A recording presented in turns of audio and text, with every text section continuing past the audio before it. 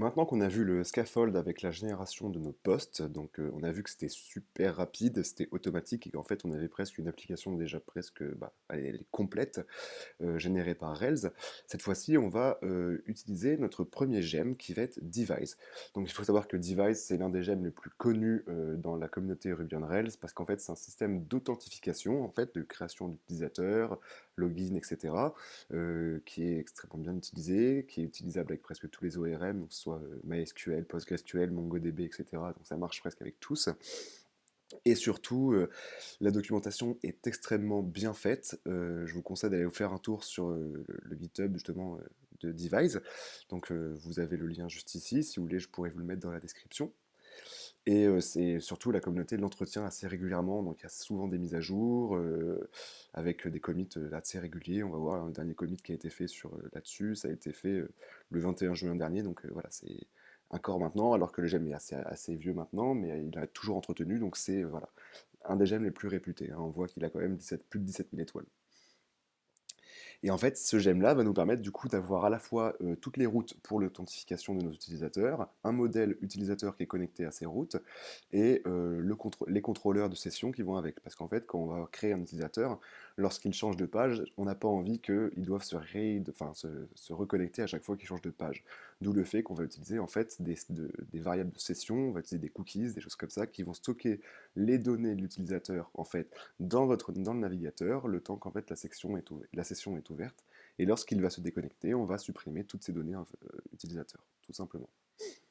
Donc je vous conseille d'aller faire un tour sur le Device Wiki. Donc le wiki sur GitHub, à chaque fois, c'est une espèce de documentation faite sur GitHub. Donc là, on a par exemple ici le Getting Started, donc, qui d'ailleurs va être notre bonne base pour commencer. Et bien, dans un premier temps, on va mettre notre premier gem. Donc on va prendre ici le gem Device, on va se rendre dans notre gem file, et on va le mettre à la suite des gemmes déjà installés, mais pas dans un groupe, on le met vraiment à la suite. D'ailleurs, ce que l'on peut faire, c'est supprimer un petit peu des commentaires, parce que ça fait beaucoup de commentaires. Tac, voilà. Mince, j'ai enlevé ça, histoire qu'on y voit un tout petit peu plus clair au final. Voilà. Donc on installe Device, mais là, une fois qu'on a copié-collé le gem dans notre gem file, le gem, en fait, l'extension n'est pas installée. Ce qu'il faut qu'on fasse, c'est qu'on lance une commande qui est donc faite justement pour installer les gems, qui est, donc je vais faire un petit peu de place, bundle install. En lançant cette commande, en fait, ça va installer les nouvelles dépendances. Donc là, par exemple, ça nous a installé Device. Ensuite, on va suivre un peu ce que nous dit Device. Donc là, vous avez bien vu, il nous a dit lancer bundle install. Ensuite, on va avoir besoin de générer le device generator. Donc on va faire pareil, on va prendre notre console, on va suivre leurs instructions, on va mettre Rails generate device install. Donc là, qu'est-ce que ça a fait? Ça nous a créé un fichier dans Initializer. Donc comme je vous avais dit, c'est le Initializer dans config nous permet d'avoir des fichiers pour configurer certains gemmes, par exemple. Et ensuite, il nous donne quelques instructions. Déjà, il nous demande de bien voir cette ligne-là dans notre environnement de développement, ce qui est le cas. Ensuite, d'avoir une route, donc ça c'est bon, on l'a déjà créé. Il nous demande bien avoir des messages, donc ça, on verra ça plus tard, quand je ferai une partie. Après, une fois qu'on aura fini notre blog principal, je ferai quelques parties en plus. Par exemple, afficher des messages d'alerte, faire une connexion Facebook, ajouter une map, des choses comme ça. Donc en fait, là, ce qu'on fait, c'est qu'on voit la base de notre application qui va être globalement une espèce de blog sur lequel les utilisateurs peuvent alimenter avec des articles. Et ensuite, on rajoutera pas mal de petites choses pour créer à la fin une application qui soit assez sympa et qui vous explique un peu comment utiliser ceci et cela. Et ensuite, il nous demande de générer des views. Donc ça, avec grand plaisir, comme ça on n'a pas besoin de se prendre la tête à créer des formulaires, etc. On va générer device view. Donc on voit que dans les views, on a un nouveau dossier device avec tout plein de vues qu'on ne va pas toucher, pas pour le moment parce qu'on ne va pas faire de design, donc voilà. Et du coup, on n'a plus rien à faire. Donc ensuite, voilà, ça a été fait. Et ensuite, il nous demande Generate Device Model. Donc nous, ce qu'on veut comme modèle qui soit connecté à Device, c'est un modèle user. Donc on va, pareil, encore une fois, dans notre ligne de commande, on va copier-coller ce qui était sur GitHub. res generate device, et là, nous, ça sera un user. Donc, on a une nouvelle migration qui s'est créée. Cette fois-ci, ça va être la migration pour créer les utilisateurs. On peut aller la voir. C'est pas dans le lib, c'est dans le DB. Et voilà tout ce qu'il nous crée. Il nous crée donc une nouvelle table users avec un email, un password qui va être encrypté, donc qui va être un avis avec un hash map, histoire qu'il ne soit pas trouvable en base de données. Là, il nous permet d'avoir un champ pour quand l'utilisateur a oublié son mot de passe. Ensuite, il va nous demander le nombre de fois où c'est connecté, s'il est actuellement connecté, et ainsi de suite. Donc vous voyez qu'il nous génère quand même pas mal de choses. C'est des choses que si nous, on devait les développer tout seul, ça prendrait beaucoup de temps pour au final avoir un système d'authentification qui serait peut-être moins fiable que eux, qui est déjà maintenu depuis des années et qui est très très stable et très très fiable. Donc nous voilà avec cette migration. Donc il va falloir qu'on fasse un rec db migrate, histoire qu'elle soit inclue à notre schema.rb. Donc on fait un rec db migrate. Voilà. Ensuite, donc, on a eu des tests qui ont été créés. Et enfin, on a dans notre route device for user. Donc ça veut dire qu'en fait, on a des nouvelles choses dans nos routes. Hop, non, pas du tout envie d'ouvrir Postman. Ensuite, on va aller voir du coup notre fichier route, ici. Et on a ici, voilà, device for user. For users même. Donc en fait, ça va nous créer globalement les mêmes routes que pour les posts, sauf que ça, on va rajouter d'autres, par exemple les routes login, les routes sign in, sign up, etc. On va voir ce que ça nous a généré en faisant un rec route. Et on se rend compte que dans nos routes, maintenant, on a new user session, destroy user session, new user password, cancel user registration, et ainsi de suite. Donc en fait, ça nous a généré plein de routes qui vont être assez pratiques. Ensuite, nous, ce que l'on va vouloir faire, en plus de ça, c'est avoir, donc dans ce modèle user, si je ne me trompe pas, tac, tac, tac, alors, on va aller voir vite fait dans notre user, c'est dans le modèle, excusez-moi, j'étais un tout petit peu perdu. Voilà. Donc voilà, en plus notre modèle user a été généré avec ici des choses typiquement de device, donc database authentificable, registrable, recoverable, rememberable, trackable et validatable. Donc ça, ce sont des méthodes propres à device. Je vous invite à lire le wiki si vous voulez en savoir plus. Nous, en plus, ce que l'on veut maintenant, c'est avoir un user controller pour pouvoir créer donc, nos utilisateurs. Donc ce qu'on va faire, c'est on va faire un res generate controller. Il y a juste un petit doute qu'il faut que je note. Res generate controller. C'est la façon d'écrire en fait le contrôleur. Je ne me rappelle plus si c'est en camel case ou en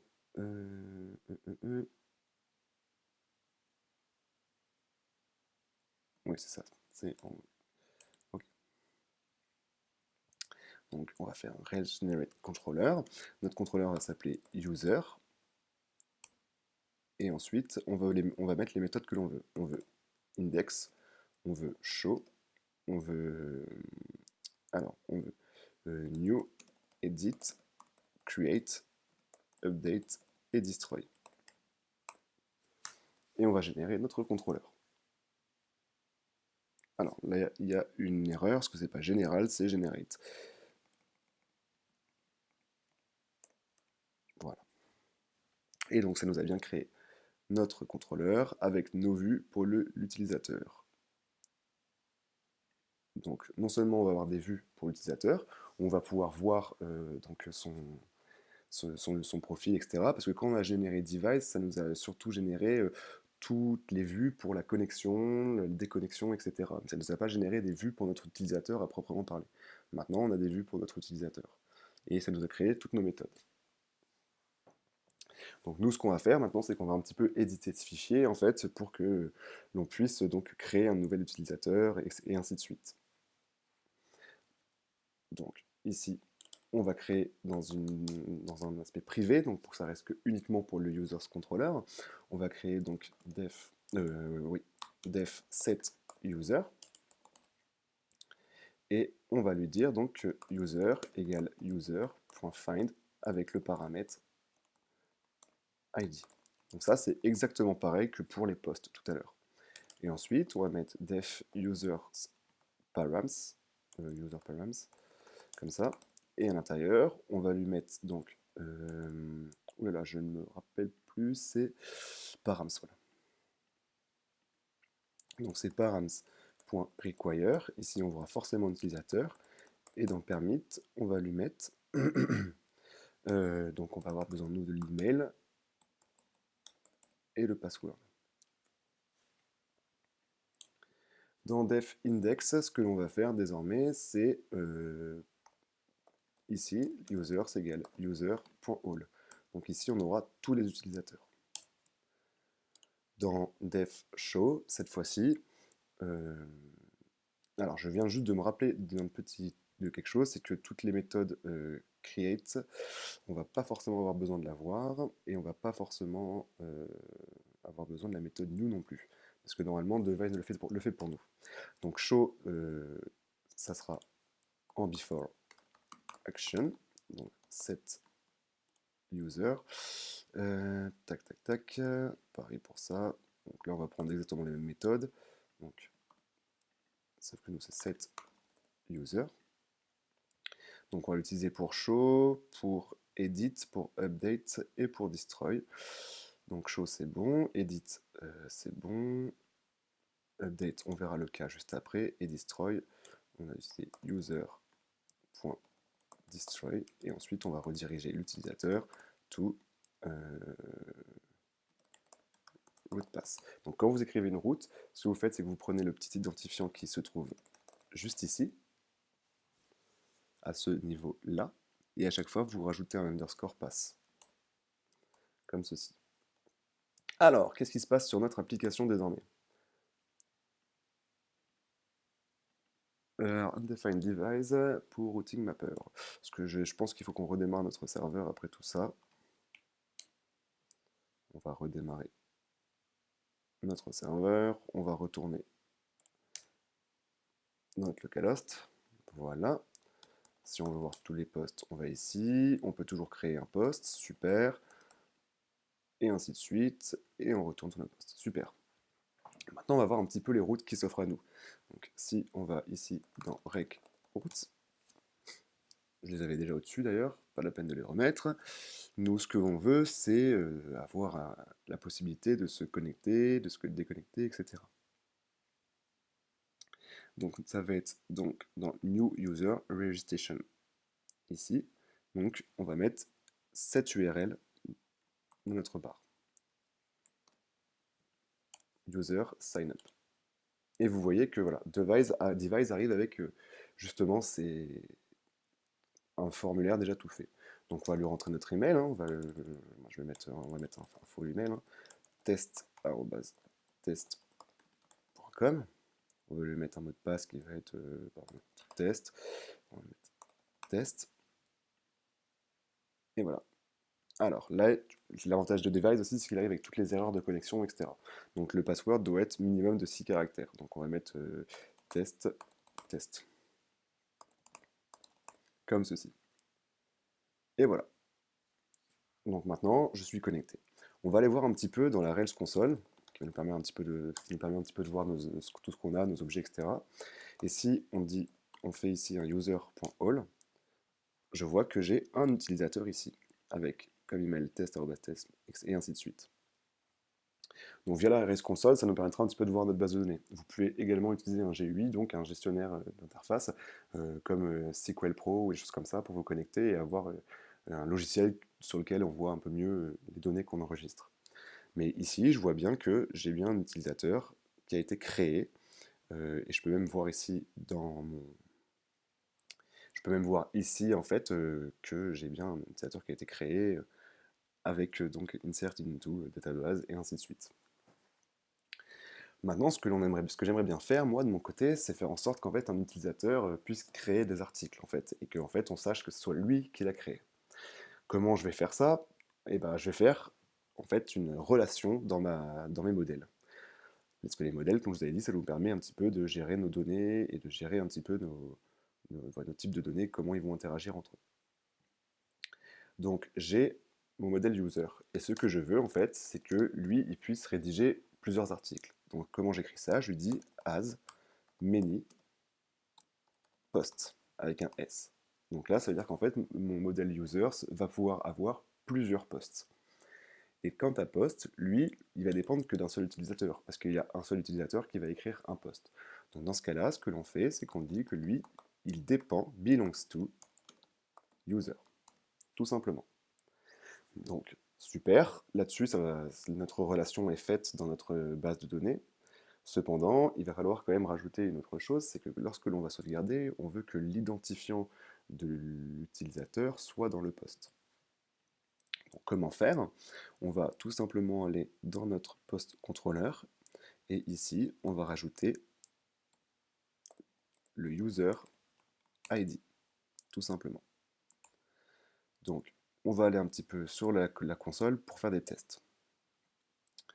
Donc ici, on peut mettre un reload bang.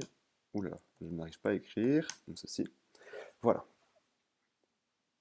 Je ne sais pas si on peut faire un clear. Non, il en veut pas. Bon, très bien. Alors, ce que l'on va faire, c'est qu'on va regarder un petit peu tout ce qu'on a. Donc, tous les posts. Donc là, on a bien 2 posts, tous les users. On a bien un utilisateur. Et maintenant, j'aimerais assigner donc user égale user.find et je veux l'utilisateur 1. Voilà. Donc en fait, maintenant, ma variable user est reliée à cet user avec l'ID numéro 1, donc le seul user qui existe pour l'instant. Et si je fais un user post,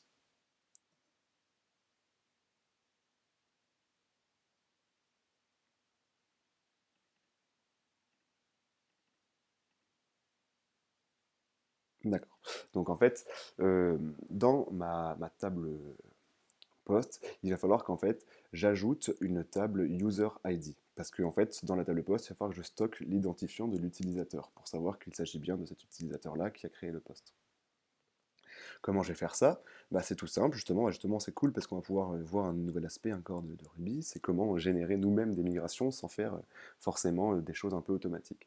Et bon, on va faire Rails, generate, migration.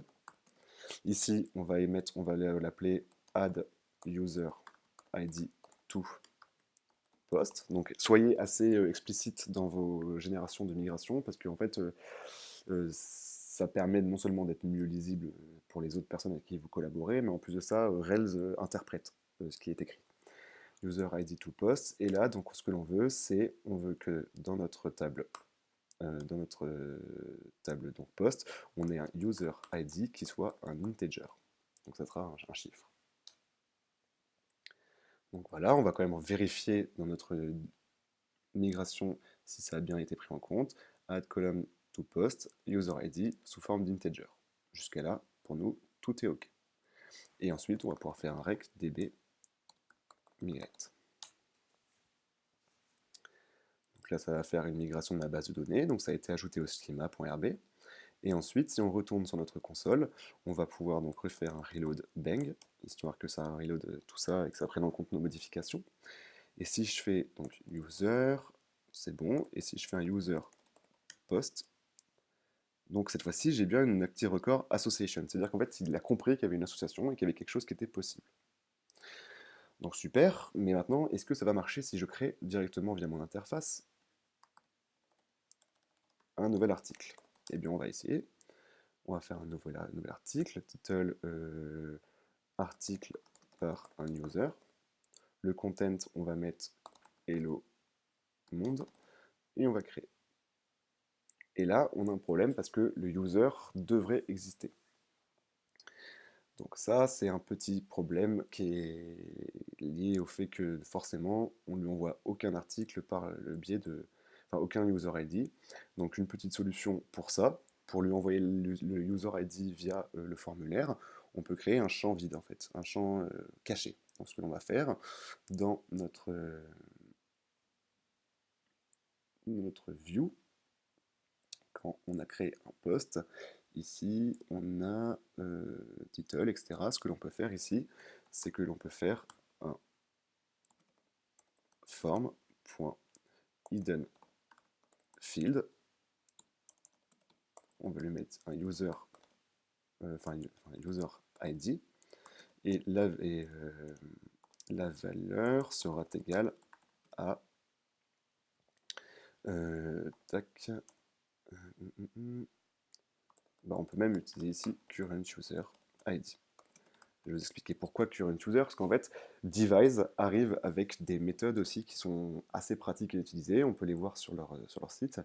Donc on peut avoir le Authenticate User, c'est-à-dire qu'en fait les utilisateurs ne pourront pas accéder à certaines pages s'ils ne sont pas authentifiés. Est-ce qu'il est connecté et est-ce que c'est l'utilisateur actuel? Donc là en fait ce qu'on veut envoyer quand l'utilisateur crée le post, c'est son identifiant, vu que c'est lui qui le crée, c'est le current user, donc c'est l'utilisateur actuel. Une fois que ça c'est bon, on peut retourner ici, on va actualiser notre page, on va créer un nouvel article. Hello monde, super génial, et on crée. Le post a été créé.